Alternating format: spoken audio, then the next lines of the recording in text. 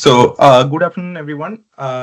Today, I'm going to talk about the lightweight optimized composite battery cover design for EVs with anisotropic simulations, considering manufacturing variability. And as Scott said, I'm working as a senior technical specialist at Digital Materials Division of Hexagon Design and Engineering, or Hexagon Manufacturing Intelligence, as you say. So today's agenda that I have is like first introduction to what we do at Digital Materials team of Hexagon. So a brief overview of like what is our daily work and what are the challenges that we are trying to solve.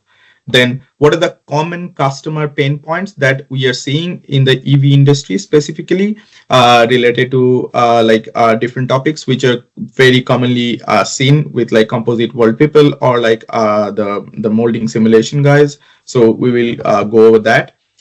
Then I will spend most of the time today on a case study which we did as a collaborative work with Moldex on EV battery cover, where I will talk about like how to achieve a lightweight optimized battery cover design and what are the things that you should take care from like a simulation perspective.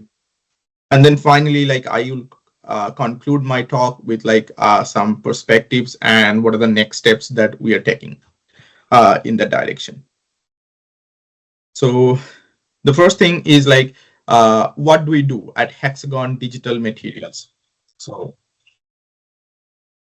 at Hexagon Digital Materials team, like we work with like multi-scale simulation software development for composite materials. And like, as we know, materials are used everywhere. They are the heart of every design. Like take it for aviation, take it for automotive, the consumer electronics, other consumer goods.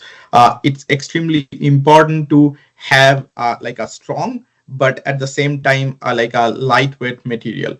And there comes the like role of the Hexagon Digital Materials team, where from a simulations perspective, we help to create like digital twin of the material. So like our idea is to reduce prototyping as much as we can, reduce experimental characterization time, the cost associated with it, but at the same time, we deep dive into the material behavior starting from like a micro scale level and going up to the part level.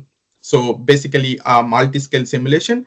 And in our digital materials team, what we do, we kind of like calibrate material cards for composites, short fiber, long fiber, SMC, woven, UD, based on your composite level test data.